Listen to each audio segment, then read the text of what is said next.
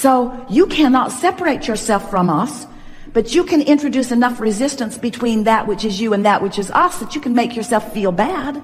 And then you blame it on everything else. You blame it on that guy. You blame it on that other thing that happened. You blame it on some circumstance or some event.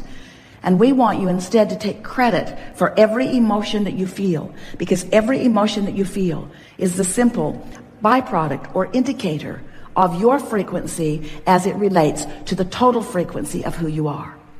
So you were source energy before you came into this physical body. Many of you are coming to understand that. But what most people still do not understand is that even though you were source energy before you came into this body, that only part of that source energy that you were before you came into this body came into this body. The larger part of that source energy that existed before you came into this body didn't come into this body, but remains non-physically focused. So there is you that is non-physical, and there's you that is physical, and there is a vibrational relationship between the two. So here you are in your leading edge physical experience, exploring the variety, knowing what you don't want, and therefore knowing what you do want. And every time you have any kind of an experience that causes you to have any kind of an opinion, which is happening at all levels of your being, even cellular level, you are launching rockets of desire, even at a cellular level. And those rockets of desire, they are precursors. They are vibrational rockets. They are vibrational projections of thought. They are vibrational rockets that are actually vibrating, that have a strong point of attraction. And when you launch one of those, we ride it, we become it, we understand it, we blend it with everything else that you have become. So when we are talking about that relationship between you and you, we're talking about the vibrational relationship between you as you stand right now, given the opinion that you hold, and you that has become the vibrational equivalent of that which is us. You that is already living the dreams that you've dreamed. You that is already spending the money that you've gathered. You that is already knowing the things that you want to know. Because you can't ask a question about something that you want to know without sending out the rocket of the knowledge of it. In the moment you ask the question, we know the answer. That's how this powerful law of attraction universe works. And do you know why? In the moment that you pose the question or live in the problem, that we know the answer or the solution. Do you understand why the solution is instantaneous for us? Because when that rocket goes off and there is no resistance, the solution must be instantaneous. You could do that too if you weren't so hung up on explaining the problem.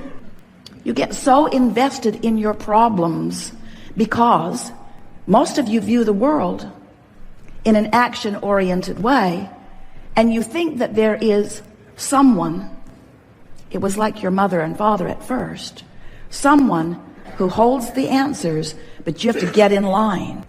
In other words, it's like Congress. There are a whole lot of other problems that we've got to think about before we think about yours. Yours isn't even on the docket this year, Congress tells you. Or your mother says to you, do you think you are the center of the universe? I have more important things to think about today than that. But the universe never says that to you. The universe says, when you ask, it is given. And the only question that we want to ask you is, where are you in relationship to the answer that has been given? And that's really what this gathering is all about, as far as we are concerned. We call it the art of allowing. And it's really you figuring out how to allow yourself to be at the vibrational frequency in order to realize the answers to the questions and the solutions to the problems and the dreams that you've been dreaming. You should be realizing them, you see. You went to the trouble of sifting through the contrast in order to focus them into being. Now let go of the trouble that helped you focus them into being and begin focusing in the direction of wouldn't it be nice if, and how good will that feel when? And aren't I just going to love it as that occurs? And isn't this the most wonderful thing that is going on today? As you begin focusing yourself deliberately in the direction of things that feel better to you, you're going to discover an avalanche of realizations. And the reason that we are really emphasizing the word realization, we want it to stick in your brain a little bit, is because there is a vibrational reality that we are already realizing on your behalf. But in order for it to flow into your experience in a way that you can see it and hear it and smell it and taste it and touch it and realize it, in order for that to happen, you've got to be on the vibrational wavelength of the solution or of the request, not on the absence of it. And that's a little tricky for most humans, because you think when you're talking about money that you're talking about money, but usually you're not talking about money, you're talking about not having enough money. Or when you talk about a lover, often you're not talking about a lover, you're talking about where's the lover, where is the lover, where is the lover? Where's my lover? I see you have a lover, and you have a lover, and you have a lover, and you have a lover. Where's my lover? Where's my lover?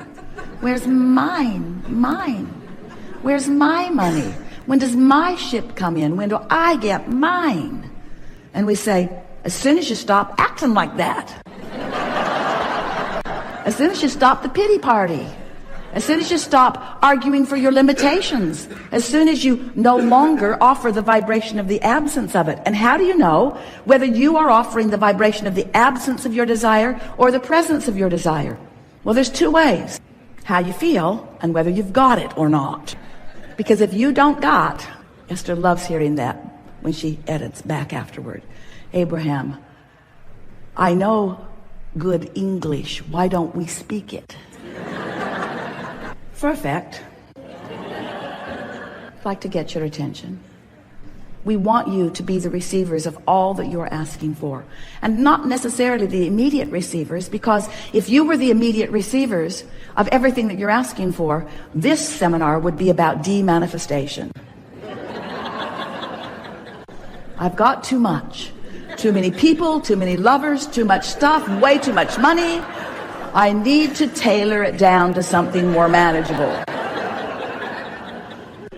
So we are not eager to get you in this pattern of instant manifestation, but we are wanting you to relax and allow more of those things that have been swirling in your vortex. This vortex, which is the vibrational version of everything that you're asking for, where all cooperative components have been assembled, just waiting for you to become one of those cooperative components. And in the moment you stop doing that thing you're doing that's keeping you from being a cooperative component, you will move swiftly into the vibrational equivalency of all that you have become. And when that happens, you will have an instantaneous realization. See it, hear it, smell it, taste it, touch it, of what you are asking for. We want the criteria that helps you to decide what you're going to give your attention to be, not because it is, not because it's manifested somewhere, not because it's somebody's reality or even your own. We want you to use your criteria for what you give your attention to be, how does it feel when I give my attention to it? Even better, how does this feel in relationship to that? How does this feel in relationship to that? If you will begin directing your attention based more upon how it feels, which is your in-the-moment vibrational sensor of what you're doing creatively, then you can change your world in anything you want in a very short period of time. But if you are a keen observer of what has been created, and some of it pleases you and some of it doesn't, then you're messing up your vibration with the part of it that doesn't please you, and you're using as your excuse, it's true. It's reality. And we say, so what? So what? Anything that's true just means somebody gave their attention to it long enough to make it true. And then when you come along behind and say, well, somebody is spreading a rumor based upon something that doesn't have anything to do with me, and then they're putting a label on it and calling it pandemic, must be big, not even epic, it's pandemic. Do you know how big pandemic is? Pandemic means everybody on the planet should be afraid of this all at the same time. And we say, we have never, ever seen anything like that, and we've seen everything. So when you are faced with realities that are being offered to you by someone else, and you're not using your sensing mechanism as the criteria about the validity of the importance of it to you, but you are taking somebody else's word for it. They said it's important, so I should give it my undivided attention. And what you've got to begin to notice is that what they keep thinking is important, that they keep thinking that you should give your undivided attention to, is stuff that feels bad when you give your undivided attention to it. And we say, somebody's forgotten completely about their own guidance system. Somehow, you've set it aside and you're letting somebody else decide what is important. And we say, we would, if we were standing in your physical shoes, get hold of our own guidance mechanism, and we would leave all of them out of the equation because their motives are different than your best interests. And we're not just talking about the spreader of the word pandemic. We're talking about anyone who seeks to influence anyone for any reason. Because we want you to understand that you are extensions of source energy. Sometimes we don't think you really get what that means. That means you didn't just get started here in this physical body. That means you are consciousness, genius consciousness, that which you call God consciousness here in this physical body. And here you are, out here on the leading edge of thought. And you joyously came into this environment of great variety, knowing that it would inspire within you new sensations of desire. Nothing ceases to be. Everything continues to be. And so here you do. You come forth into these magnificent bodies as genius source consciousness, having your individual exposure to contrast, which gives birth to the new idea. And when that new idea is born within you, source says, good idea. Source says, you should know. Source says, no one better to come to that conclusion than you right here on the leading edge of your experience. So then we come along and we say to you, when you ask, it is given every single time. And that's exactly what we're talking about. When contrast causes a preference to be born within you, source rides the wave of that conscious thought and immediately becomes vibrationally at one with the new desire that was born out of the contrast that you lived. So the largest part of you, the source energy part of you, lived the contrast along with you, felt the desire being born within you. You know when you don't have enough money, how you want more money? You know how when you're sick, you want to be well? You know when the roof blows off your house, you want the roof to be back on your house? In other words, you know how contrast causes desire to be born. And every time that desire is born, source says yes, immediately, instantaneously, and becomes vibrationally one with that. Now we can see how those of you in physical bodies who are getting really sort of hung up on the physicalness of your physicality, the physicalness of your physicality. It's just awkward to be physical, isn't it? We know how you get hung up on that physical stuff. And what we notice is that you get so involved in the physical that you don't pay attention to the vibrational. And yet everything that is now physical was at one time vibrational. We want so much for you to get the clear conscious knowing that you are in the process of becoming vibrationally. And then you allow yourself to become what you already became.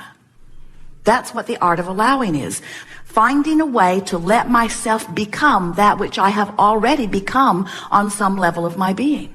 On all levels of your being, you are setting forth these preferences. And source says, yes, yes, yes, yes, yes, yes, yes, yes, yes. So you, if you could see you the way we see you, you are the become being of all of this stuff that, from your perspective, is being held for you in vibrational escrow.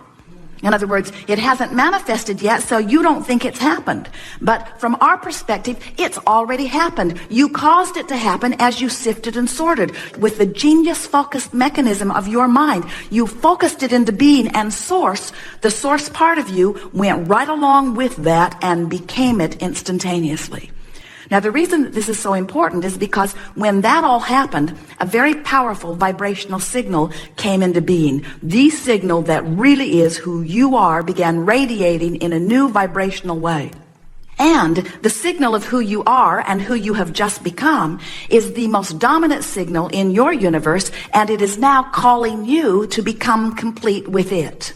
And when you hear the call and move toward it, you feel better and better and better. And when you get there, you feel ecstasy. But if you don't hear the call and you keep listening to some person who doesn't know anything except that it serves him to scare you, talk about pandemic, and you respond to something outside of you, then what happens to you is you move away from the call that is calling you. And the crevasse between who you really are and who you are allowing yourself to be in any moment gets wider.